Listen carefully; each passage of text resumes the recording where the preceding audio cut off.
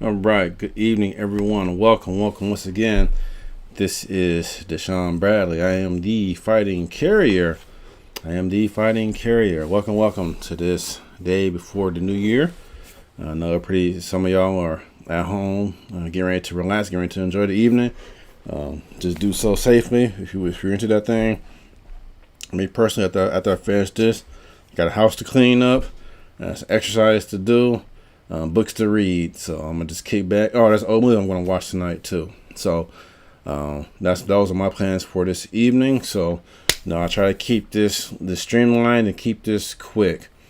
So again, welcome. This is Deshaun Bradley, the Fighting Carrier, and as you can tell from the title of this stream, as the Fighting Carrier, what should we learn? Well, won't with the current leadership from the Nalc decision.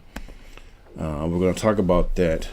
We know that our fearless leader, Brian Renfro, who's probably out right now, having a bottle or three, right now, getting plastered because we know his situation with the alcoholism, and we know that he's pro-management with that. So, but again, welcome. If you're here, as I said before, I'm trying something new. I'm gonna try to get here every day around 7 o'clock.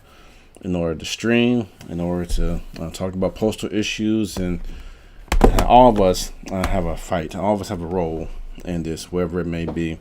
I know I had someone send an email to me a while back talking about that they're going through discrimination at the post office and they can't access paperwork online or whatever. So I just told that person, to contact the OIG, the Office of Inspector General.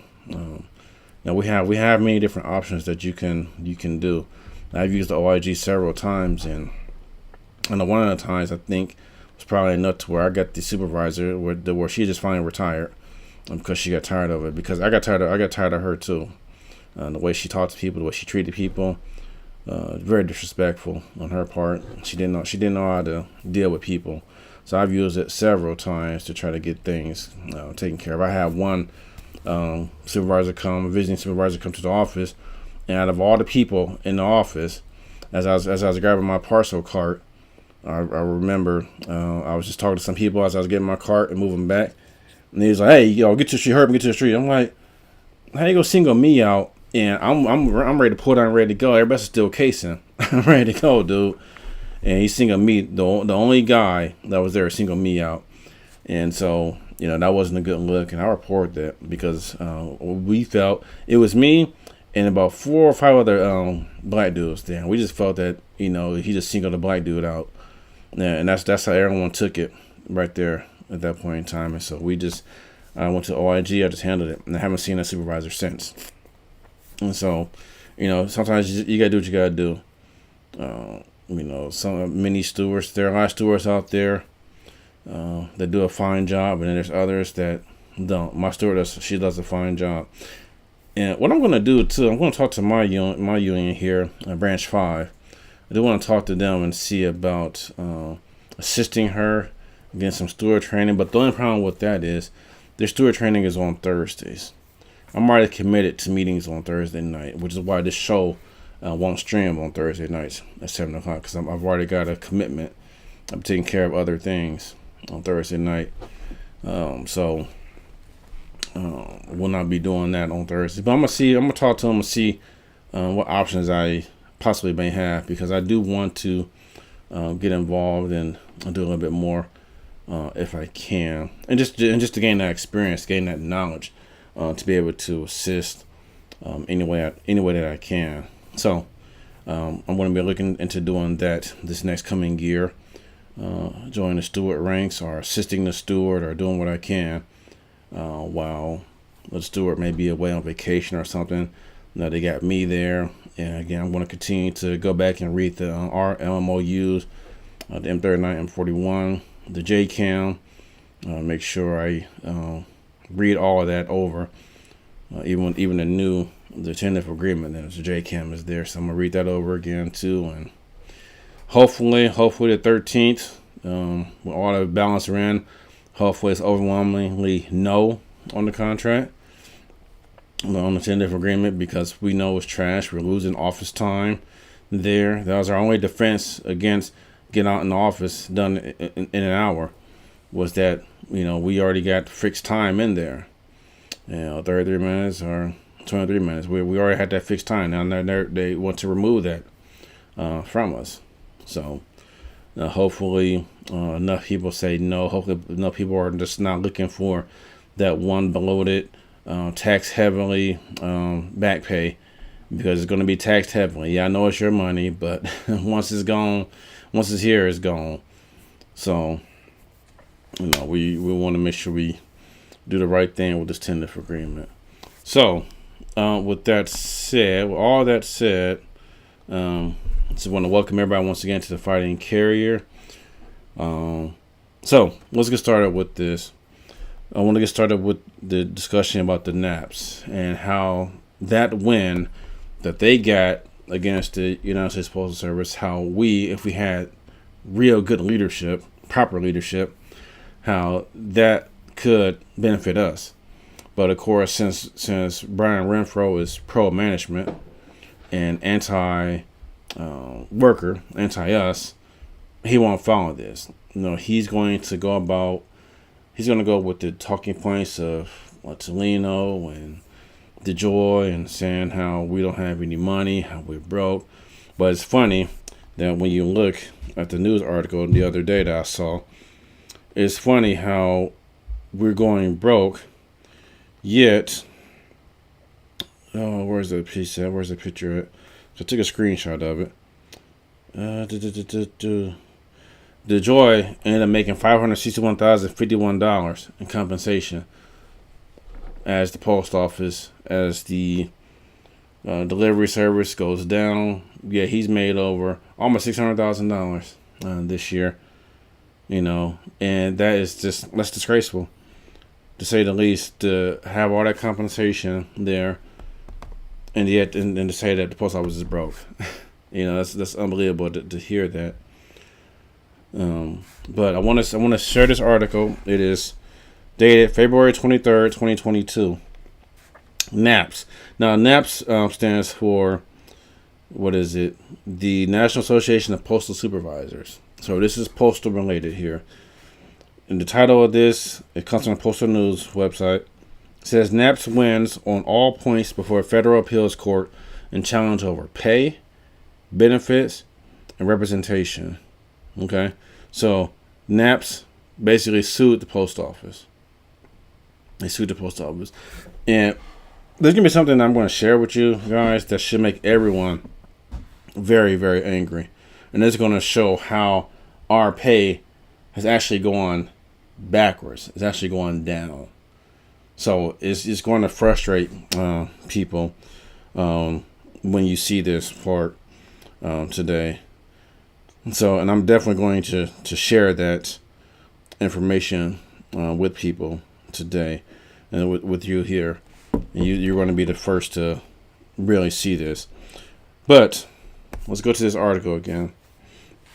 It says, in a landmark decision issued on February 22, 2022, the United States Court of Appeals for the District of Columbia recognized the National Association of Postal Supervisors, or NAPS, as entitled to represent all United States Postal Service supervisors, managerial personnel, and postmasters in consultation with the Postal Service regarding compensation and pay policies.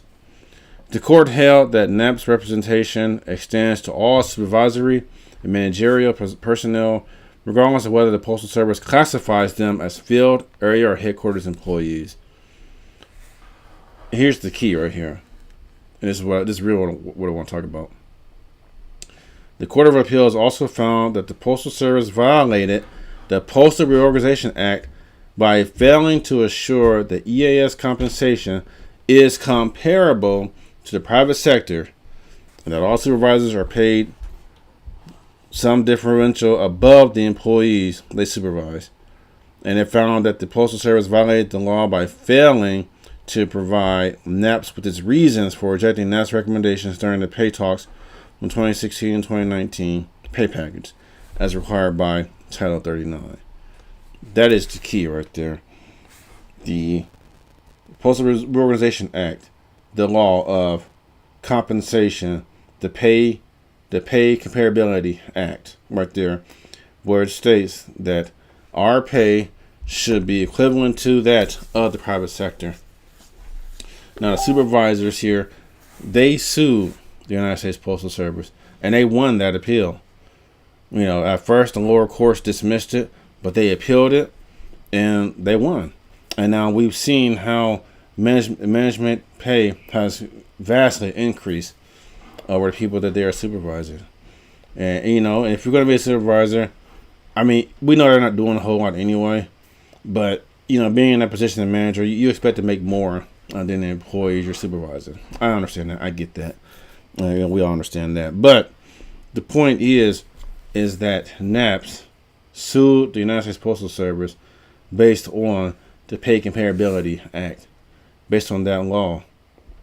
So why isn't Renfro? Why isn't he doing that? Why is it that Renfro repeats the talking points from the post office, saying that, you know, we don't have any money, they can't do it, they can't do this or that? Why is our leadership failing to do this? And why am I not hearing other people like the CLC, those guys? Why are they not saying, hey, we need to sue the post office, we need to sue them because they're not upholding the law? Why am I one of the only people that I think, one of the only voices out here calling for us to get together to sue the post office? You know, because we should. That's the law. Now let me read you to the law. And here's what you're gonna find interesting. Okay, this is what's gonna be very interesting. And let me see here. Let me see if I can go to the screen share here. Give me 1 minute to do that. Let me see here. So I want you to read. I want you to see this personally when I put this up here. It's right there. Okay, that's that right there. Now let's see if I can do a. And like I said, I'm learning how to do this at the same time. So let's take a look at that. See if you can see that there. Okay. All right. So we'll see that this is the United States Postal Service website page, and you see here what says pay comparability. Notice what it says here at the top. It says federal law provides that compensation and benefits for Postal Service officers and employees shall be comparable to the rates and types of compensation paid in the private sector. Now, we'll stop right there. You notice what it says here. It says federal law provides that compensation and benefits for Postal Service officers and employees shall be comparable to the rates and types of compensation paid in the private sector. Notice it does not say that is dependent upon whether the post office supposedly makes money or loses money. We see that clear. It says here our pay should be comparable to those rates and types. That's simple. That's it. Simple as that. So based on that one sentence right there, there's no reason why we shouldn't sue the post office, because they're supposed to pay us. They're supposed to pay us according to this law. There's no reason for this not to take place right here. So ask yourself, Brian Renfro, do you hear me? Do you hear us? The law is there. It's clear. It doesn't say you don't have to keep repeating the talking points of the post office. You don't have to keep repeating that, whether they make money or not, because the law is clear. When you go on to negotiate, you tell them, hey, the law says this. You need to pay us. Our benefits should be comparable to that of UPS. Simple. I don't care if they're a private company. I don't care. Stock options. I don't care. This is the law. Our pay should be there. It's up to you to figure out. If you got to cut some management, if you got to put a hold on your 10-year slow down the post office plan to make us all look bad plan, and do so. But it's up to you to give us that compensation. If you have to increase the price of packages a little bit, just because your executive board, who comes from the mailing companies, are giving their buddies a subsidy there. If you got to increase the prices on the packages a little bit, do what you got to do. but the law says you have to pay us. Period. End of discussion. So where you at? Where you at, Brian Renfro? Where you at, CLC? Henry? Where you guys at with regard to this? Yeah, I know we're gonna. The lines are coming. We're going to vote everybody out, but still, we need to hear some action plan. What we're gonna do?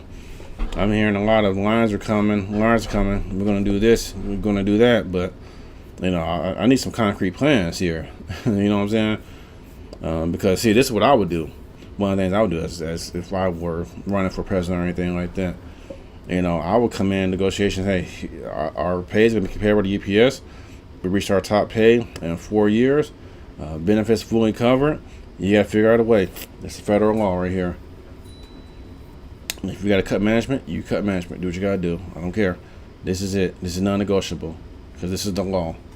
You can't negotiate the law. It's right here in black and white. Now, since to achieve this, negotiations between the Postal Service and unions continue to apply the principle of moderate restraint set forth in past interest arbitration awards. The compensation of most bargaining units meets or exceeds private sector levels. Now, this right here, this is going to frustrate you. This is going to frustrate you because it says the average annual pay and benefits for career bargaining unit employees, which is us, is $70,140 this year. And that's excluding corporate expenses that cannot be attributed to individual employees. $70,140. That's the average annual pay. You want to know what's interesting about this pay? Is that from the time, because this page has recently been updated. This page has been updated recently, since 2023. But this page has been updated because I took a screenshot and saved it to my Facebook page on the Fighting Carrier. Okay, and when you go to the cover photo, when I took this picture, again, copyright 2023 USPS, all rights reserved. When you go to that page, it says that the average annual pay and benefits value for career bargaining unit employees was $72,099 this year. So that's almost a $2,000 loss in pay. And I'm going to actually share both of these screens together to show how we've actually taken a step backwards, and it's ridiculous how does a union allow that to occur? How does a union allow pay to go backwards? No union in the history of the world has done that. I want to end this now. I'm going to get back to my screen over here.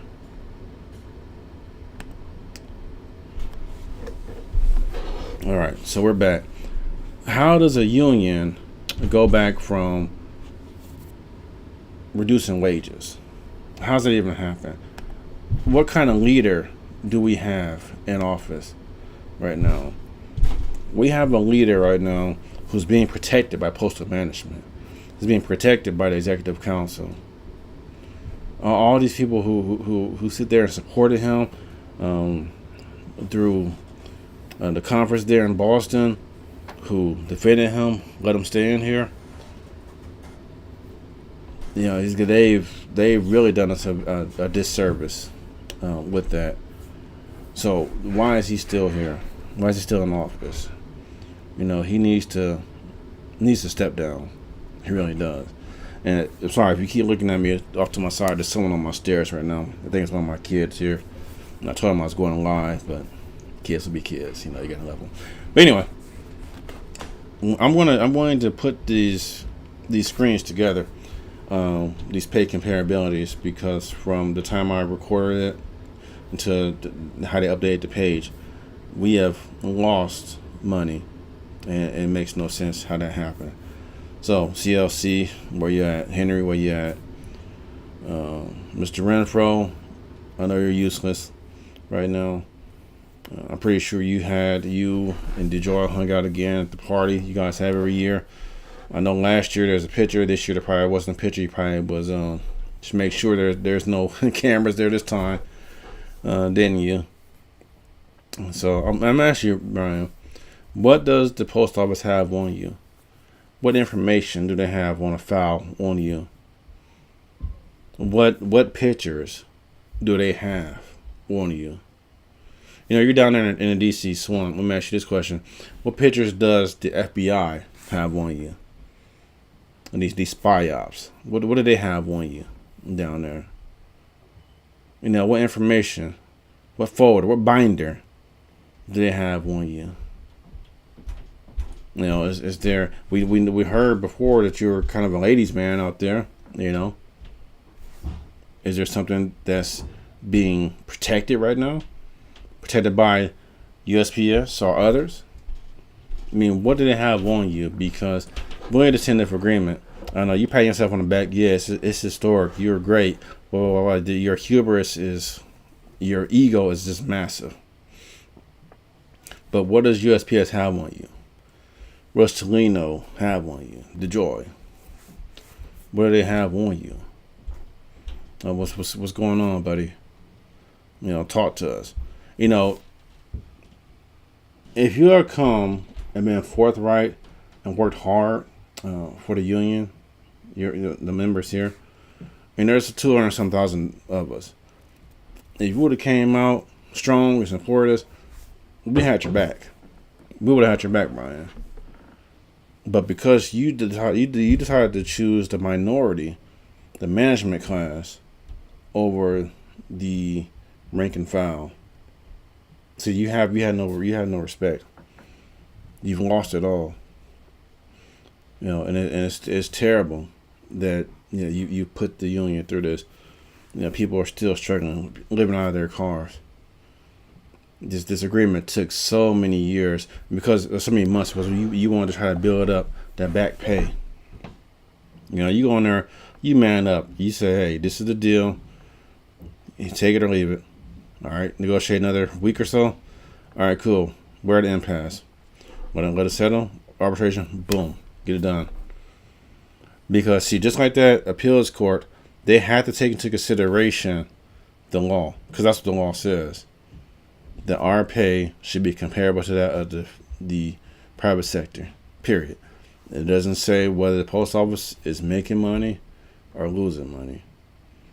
Our pay is our pay based on federal law. We are Article 1 under the purview of the Congress. Okay? We're under that. They set the laws for us. They set the pay structure pretty much for us. You should be going in there fighting for that every single time, Ryan. Every single time.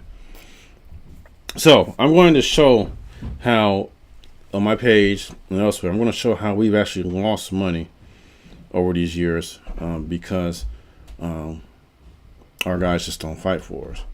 Rolando and them gave us the 2-tier pay system to where you start on step 1, table A. You're earning $16,000 less than table 1, step A carriers. And the only thing we were asking for on table 2 was just put us in our respective steps on table 1 scale. That's it. It's too many of those old timers back then were thinking that we were saying, oh, we want to be at the top pay grade. No, because I don't think at the beginning a lot of people knew that there was a 2-tier pay system.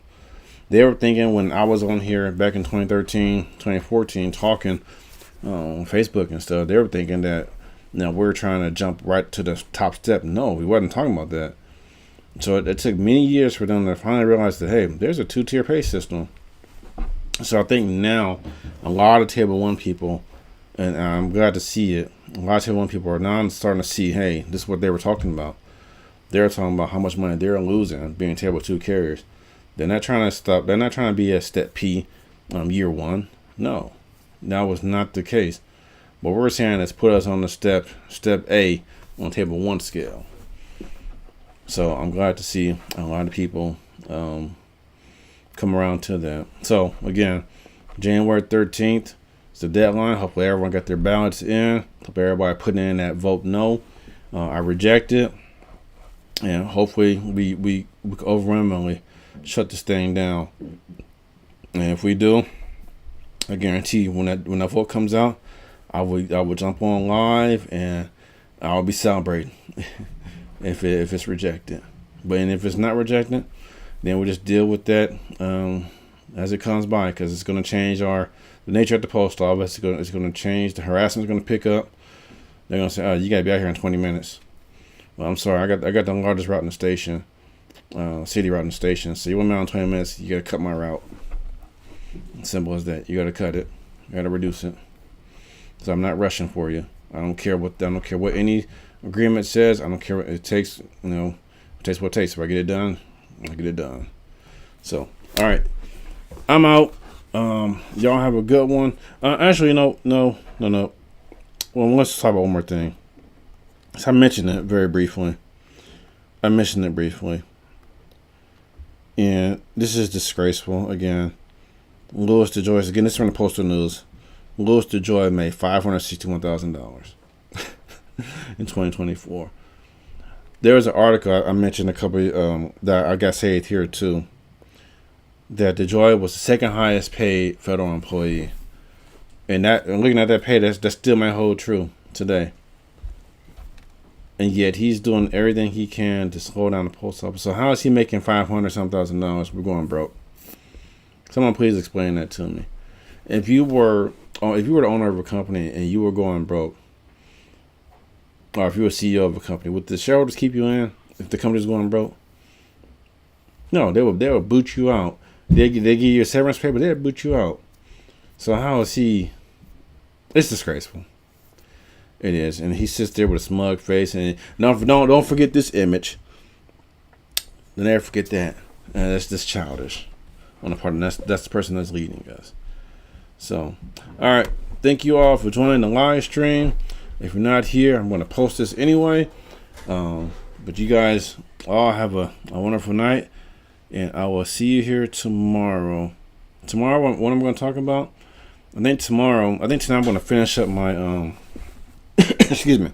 I'm going to finish up my my bullet point plan. As if I was the postmaster, the changes we can make from a letter carrier's perspective. This is an op-ed I'm going to send to the many different newspapers and whatnot. See if we can get that published. But I want to talk about that. And I said my points is going to be different from everybody else's points, most likely. But no, it's a blueprint. It's a start. So we'll throw that out there tomorrow, maybe. Or something else might pop up tomorrow. Well, who knows? As I check the postal pages and see what's going on in the world. But y'all take care now, and I will catch y'all tomorrow. Same time around 7 o'clock.